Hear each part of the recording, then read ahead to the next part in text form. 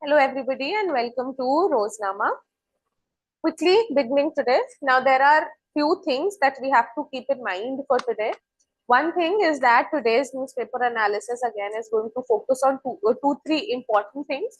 Like we did yesterday, AI Impact Summit would be something that will be in continuation. Another thing that we have to keep in mind is that the Sabrimala issue has come up again, right? Then another thing is the entire clash between right to information and right to privacy that is in the news today. One more thing that I have want to flag for today is the NGT, that is the National Green Tribunal. We have some words also in the terminology section that we will be taking up. Then also we have Iran in news.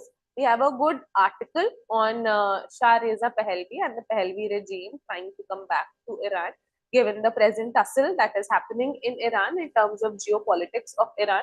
So Iran is in news, and along with Iran, we obviously have the International Atomic Energy Agency. And relating to International Atomic Energy Agency, we have this wonderful article on Homi Bhabha today.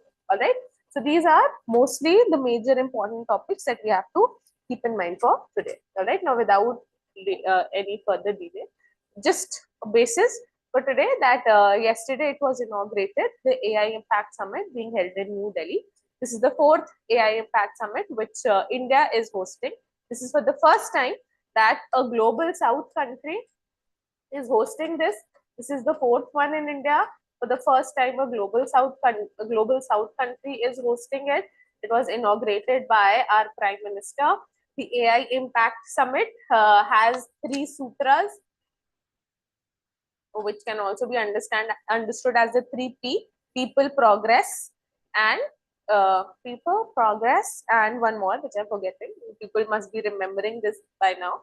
And then we have 7 chakras also, and planet: people, progress, and planet. Okay, and 7 chakras which have been outlined as the basic structure of the AI Impact Summit. These 7 chakras, they align around ideas like human capital, inclusion for social empowerment, safe and trusted AI, science, resilience, innovation, democratization of artificial intelligence, AI for economic development. Again, because we are talking about artificial intelligence, who gave this term? It is John McCarthy, who has been credited with giving this entire term. Then also artificial intelligence is as of now considered as the fourth industrial revolution. And another thing about this particular artificial intelligence impact summit that you have to keep in mind is that the theme of this summit is Sarvajan Hitaya and Sarvajan Sukhaya. All right, this is everything with respect to the static information that you must keep in mind with respect to the AI Impact Summit. Then another thing is that the National Green Tribunal, it has cleared a major infrastructure development project in the Great Nicobar region. All right. Now, initially, this particular project, the government is trying to undertake this since many years, and the National Green Tribunal did not provide clearance to this project because they no in-depth analysis of the ecological impact of this project that could take place, or the ecological impact of the project on Nicobar Islands could not be outlined, could not be delineated in an effective manner. Now it has been done. So the NGT has cleared undertaking this particular infrastructure development in the Andaman Nicobar Island. Now, why is NGT giving clearance to this particular project? And what is NGT? So NGT stands for National Green Tribunal, and this NGT was established on 10th of October 2010 under the National Green Tribunal Act. All right. This particular National Green Tribunal is headed by a chairperson. The chairperson is supposed to be a retired judge from the Supreme Court, and he serves as the chairperson of the National Green Tribunal till he attains 70 years of age. The purpose of this National Green Tribunal is to undertake an in-depth analysis of anything that the government is proposing to do in any region and the ecological impact of that particular project. In case the project, adversely affects the ecosystem of that particular region, then the NGT does not give clearance to undertake that particular project. Okay, so do keep in mind the entire structure of NGT and the purpose of NGT. All right, this article is in the Indian Express. The previous one was it. The Hindu. What is the project about? It proposes to establish an airport, transshipment port, a power plant in the Great Nicobar Island. Okay. Also here we have the Galathea National Park. Galathea National Park is important for one type of turtle. You will tell me in the comments which type of turtle is specifically found in the Galathea National Park. Also, this harbors the Great Nicobar Biosphere Reserve as okay. All right. Then another good important article, specifically important for your legal section in the paper. Now the Supreme Court is set to review if the new data laws deliver a body blow to RTI. All right. Now the new data laws, which is the Digital Personal Data Protection Act of 2023, and aligning with this, we also had amendment rules to digital personal data protection amendment rules, which came about in 2025. Now, this entire Data Protection Act came after the 2017 judgment, the Puttaswamy case, which made right to privacy, okay, right to privacy a fundamental right, okay, fundamental right under Article 21 of the Constitution. All right. So, right to privacy is a fundamental right. Everybody must be given this right, and you can't encroach upon somebody's personal data, personal information on the pretext of garnering information. All right. Now, this seeks to protect a person's personal life, seeks to protect a person's privacy. Okay. You can't leak somebody's personal data, personal information on a public platform. As against this, in 2005, the government undertook an act which is known as the Right to Information Act. This Right to Information Act is also a part of Article 21, and it is also a part of Article 19 of the Constitution. Okay. Now, what does right to information actually imply or seeks to bring about is that it seeks to make the government more accountable and seeks to make the government more transparent. You, under the RTI Act, can file in for fetching information which is of significant importance to any particular person, where the person wants to seek information as to the working of any government body, organization, etc. All right. And you can't be denied the right to information until unless, of course, that particular piece of information is of strategic importance to the government. All right. Now, this particular, looking into it, says that the Data Protection Act, it seeks to give more privacy, more priority to right to privacy under Article 21 over right to information under Article 19. Okay. So, the Supreme Court is as of now reviewing this, and we will soon receive a verdict for it. But do keep it in mind, DPDP is for privacy, RTI, Article 20 and Article 19. Now, this seeks to enhance transparency in the governance, and Article 21 is sacrosanct. It can't be taken away. Do keep it. All right. The same, same view to it in the Indian Express also. All right. So, right now, as of now, we are looking into the verdicts, and it said that it will examine them to balance competing rights. All right. So, we are still anticipating the judgments. All right. Now, in 2018, the Supreme Court, with a ratio of 4:1, okay, in 2018, with a verdict ratio of 4:1, where 4 judges, there was a constitutional bench that was formed, a constitutional bench of 5 judges. There, 4 judges voted in favor and 1 was against it. Against what? Now, there is this one temple in Sabrimala, which is a temple of Lord Ayyappa. Okay, do keep the name of the deity in mind. Lord Ayyappa, some of them some believers consider him to be one of the avatars of Lord Vishnu. Okay, so Lord Ayyappa, women in a specific age group, specifically 10 years to 50 years, were not permitted to enter the temple and offer worship. This specific age bracket draws our attention to the fact that menstruating women were not permitted to enter the temple premises because it was believed that it would do away with the sanctity of the temple. Now, all of us know that in a lot of religious beliefs, it is forbidden that when a woman is on her menstrual cycle, she can't offer worship, she can't offer prayers, she can't worship, she can't enter temples, she can't touch the deities, idols, etc. Aligning with that same religious belief, it was not permitted for women who belong to the menstruating age. The age, not that a woman was menstruating, but then again, you can't, basically check as to if a woman is menstruating or not menstruating.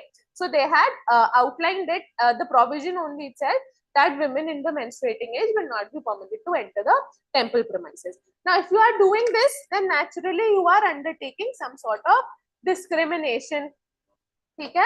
Because our constitution under part 3, specific articles 14, 15 and 21, they specifically talk about right to equality and right to personal liberty. Okay, so if you are discriminating against women on something that is very, very biological in nature, you are not rendering them the right to equality given under Article 14 and 15. So, obviously Article 21, no personal liberty also.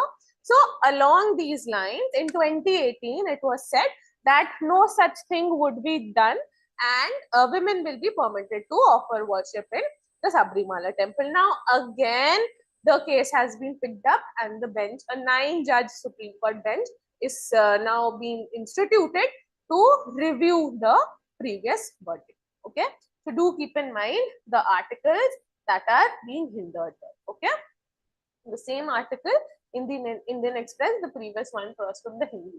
Okay, now again into news, we have the governor. All this just aligns to the fact that the governor again is very important this year for your exam. All right. Now this again draws our attention to Article 176, where they basically talked about that the governor is supposed to act on the aid and advice of the chief minister and his council of ministers. All right. And when we talk about this governor's address, the governor and the president, they have been empowered, or it is a constitutional provision where the president at the parliament or the center and the governors in the states, they have to address the first sitting of the legislative assembly at the beginning of each year, and also after the first session during the first session after the elections have concluded. Okay, so like in the 3 states previously, Tamil Nadu, Kerala, Karnataka, the governors skipped certain portions of the speeches.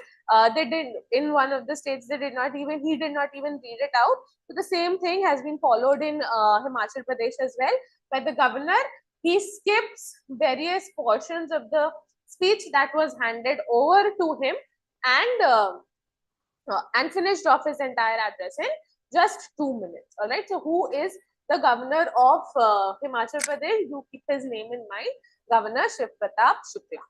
Okay. Chalo. Then I just wanted to flag for you all stubble burning. Okay.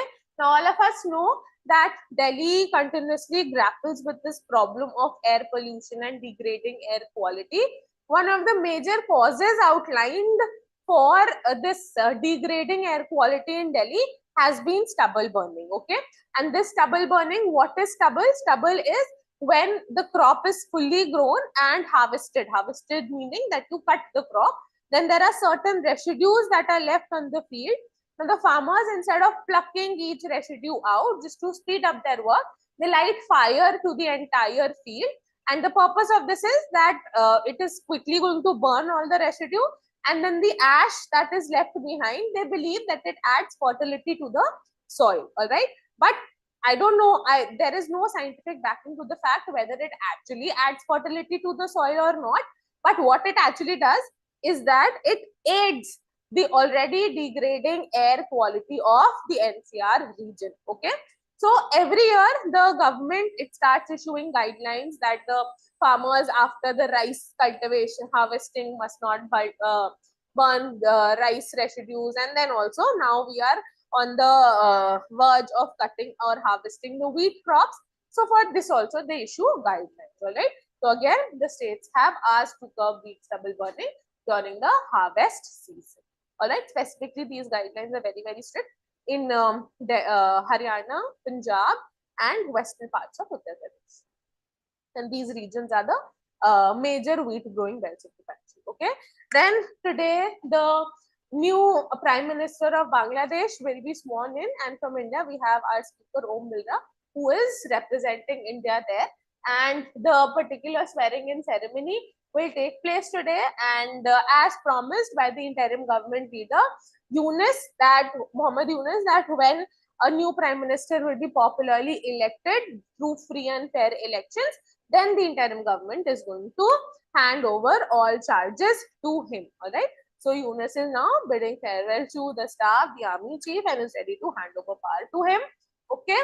All right. Another thing here is that like Bangladesh, even Nepal grappled with major protests last year against the entire favoritism, nepotism, corruption that was taking place in the Nepal government. And youngsters, the young people, the Gen Z class. Now, Gen Z, the term you will be listening perpetually. Gen Z is a short form, generation, and Z is Zoomers, generation Zoomers, and the time period is 1997 to 2012. Okay, 1997 to 2012. All right.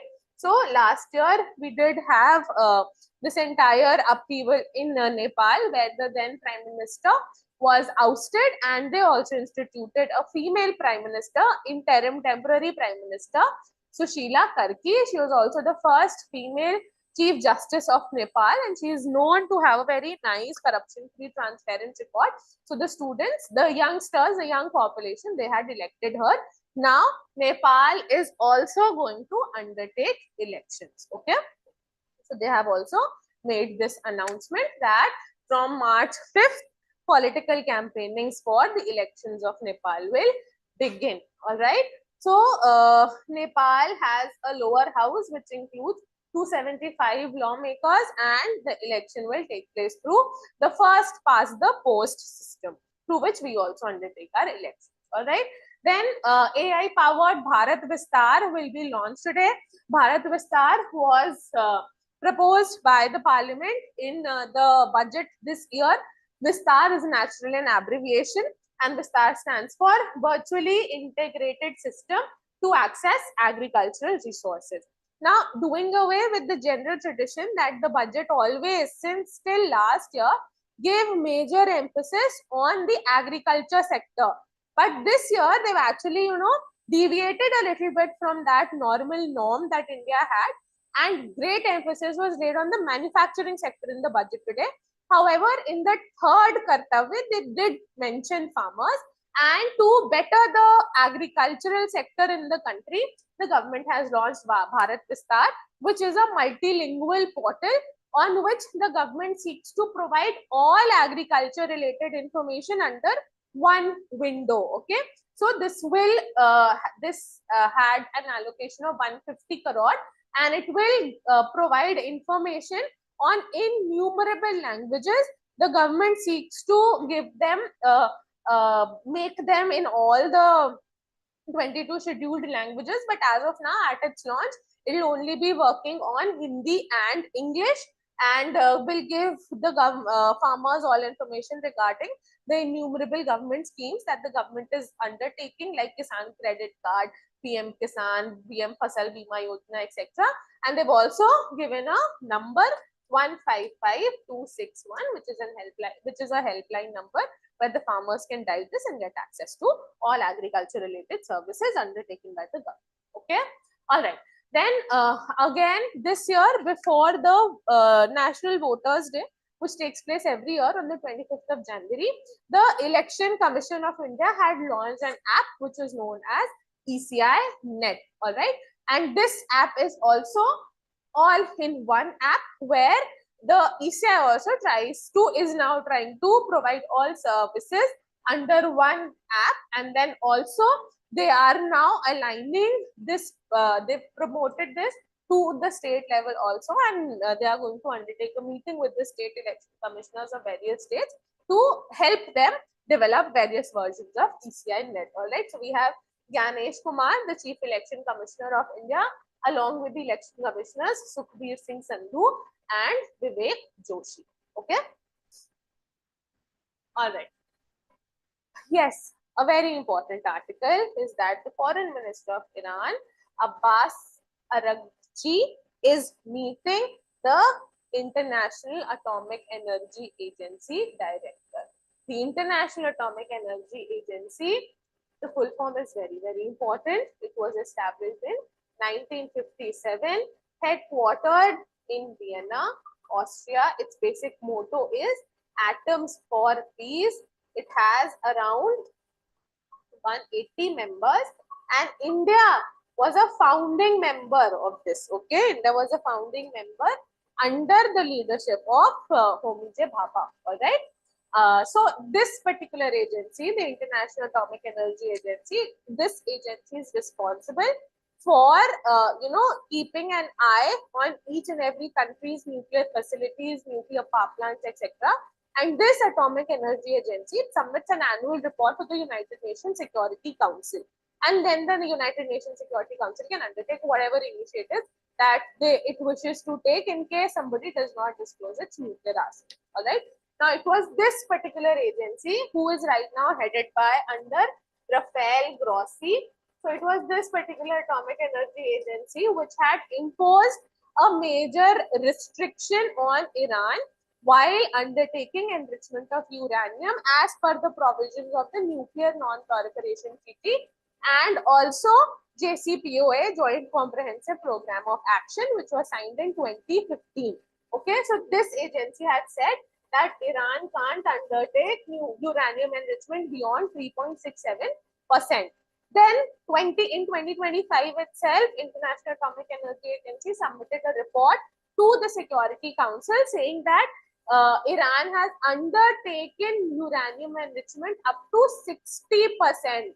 All right, the limit was 3.67 and Iran has undertaken its enrichment to 60%, which was enough to make 9 nuclear bombs. All right. So the Foreign Minister of Iran is meeting with the Director General of International Atomic Energy Agency, and this is also being undertaken because Iran has undertaken certain military operations in the Strait of Hormuz region.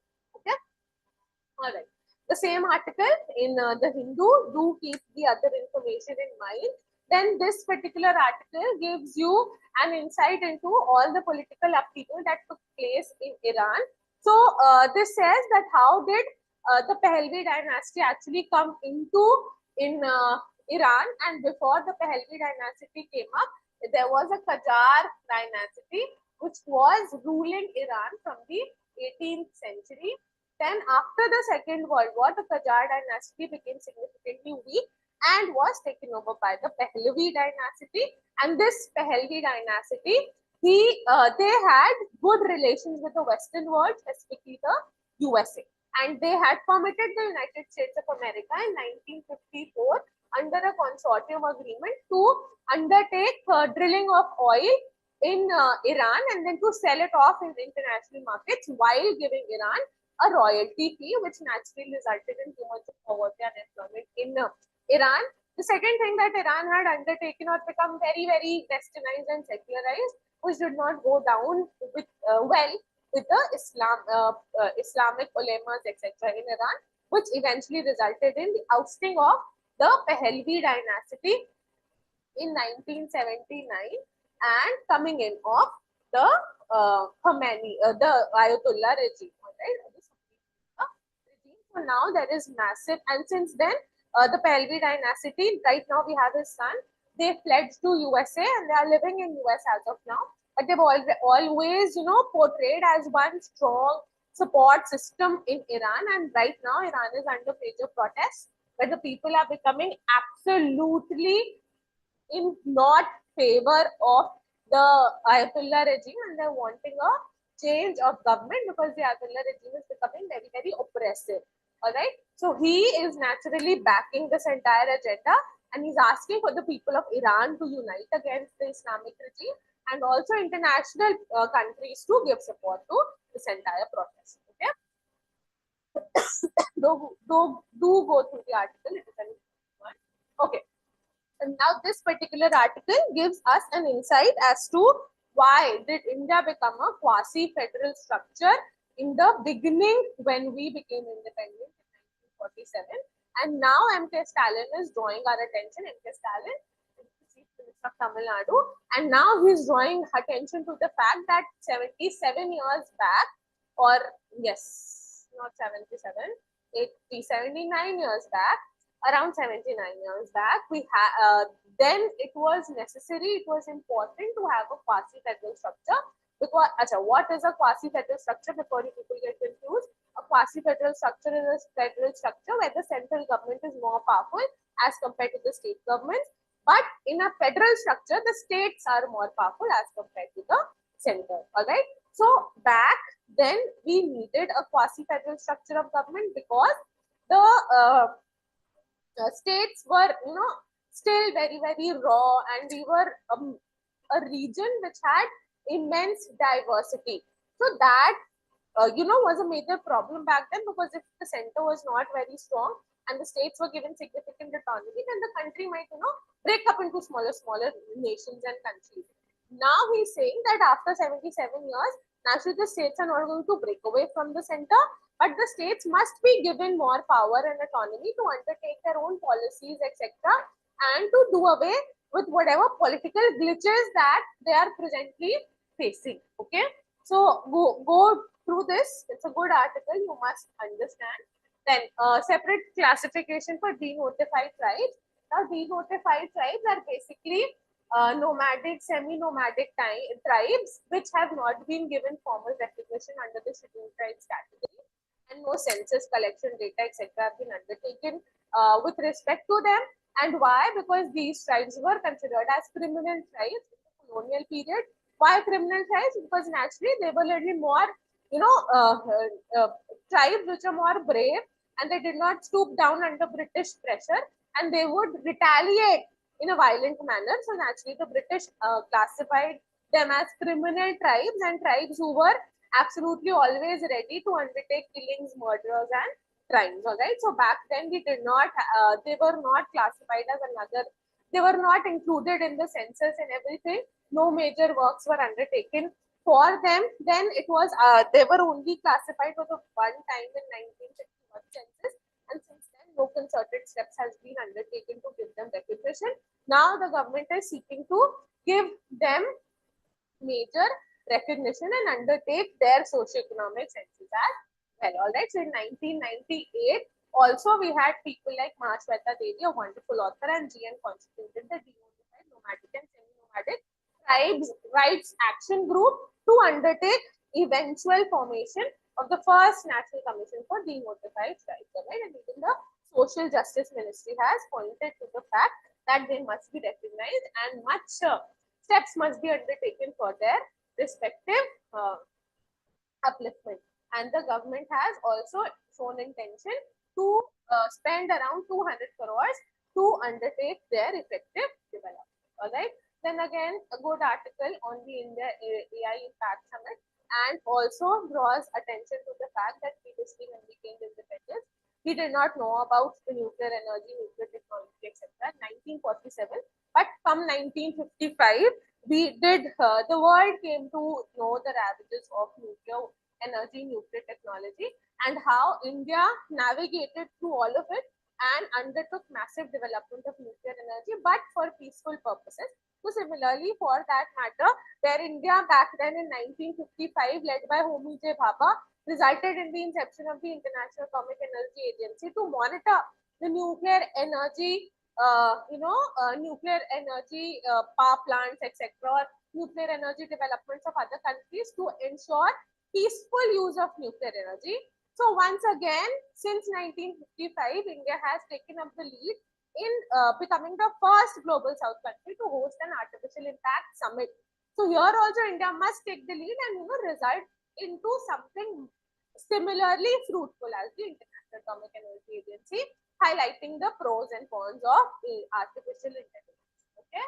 Then again, one article on artificial intelligence and how artificial intelligence, can be used in the election scenario and can undertake better recognition, rooting out of discrepancies in electoral rolls, etc., and can enhance the democracy in the country. All right. So do go through this one.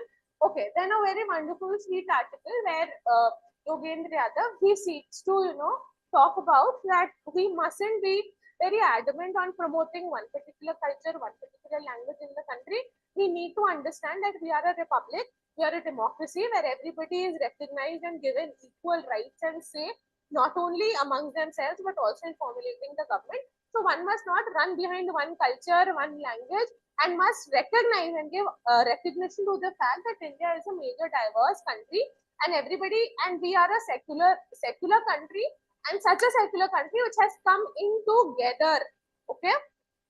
So coming together where we give it does not give us the right to maybe disrespect somebody else's religion, but also we respect all religion and we get this right to undertake practice, profession, etc. of our own religion. So people should not be,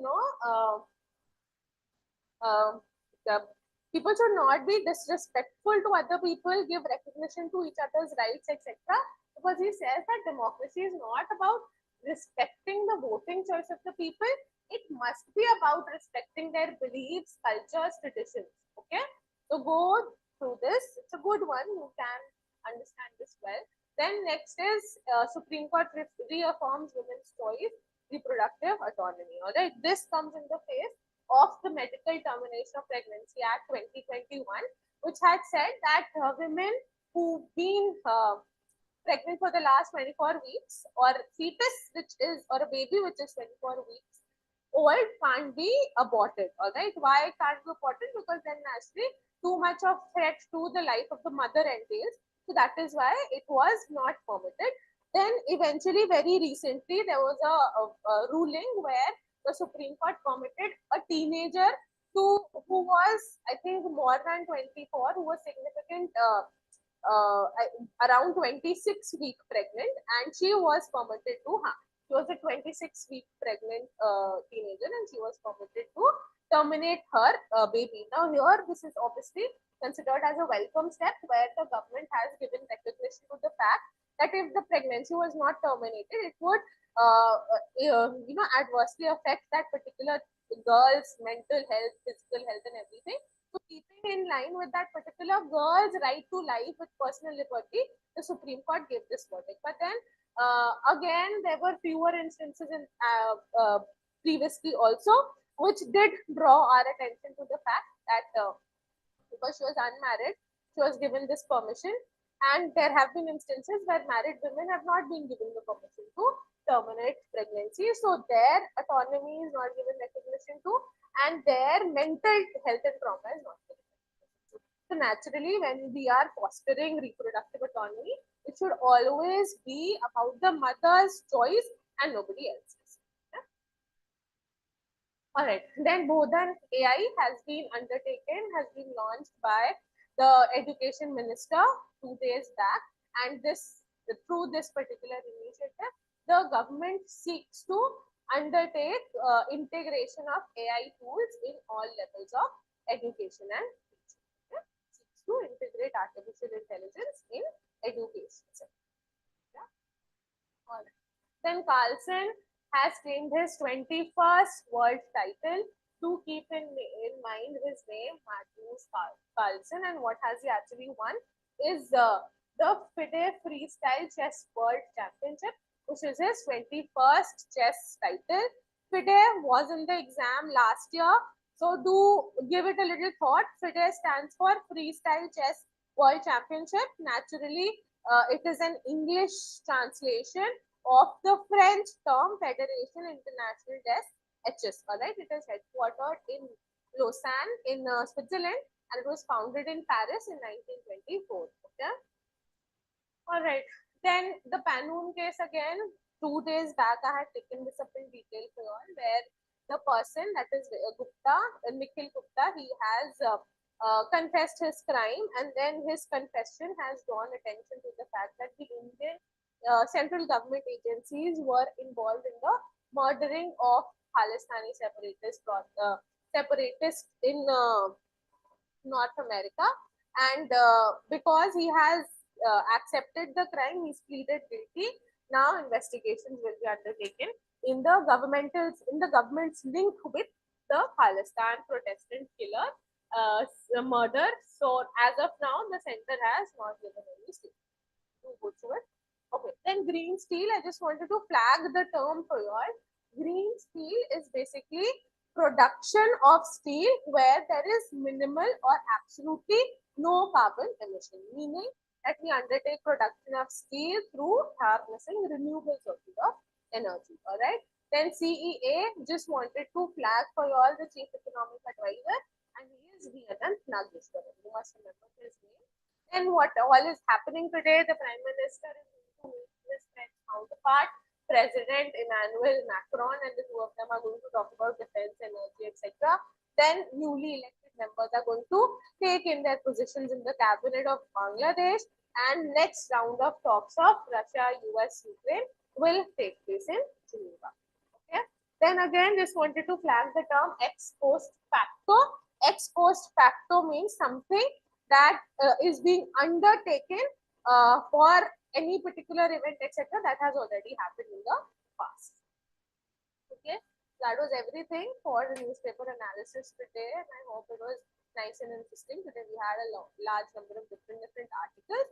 So keep going through the newspaper. Happy learning. Let's see you tomorrow. Thank you.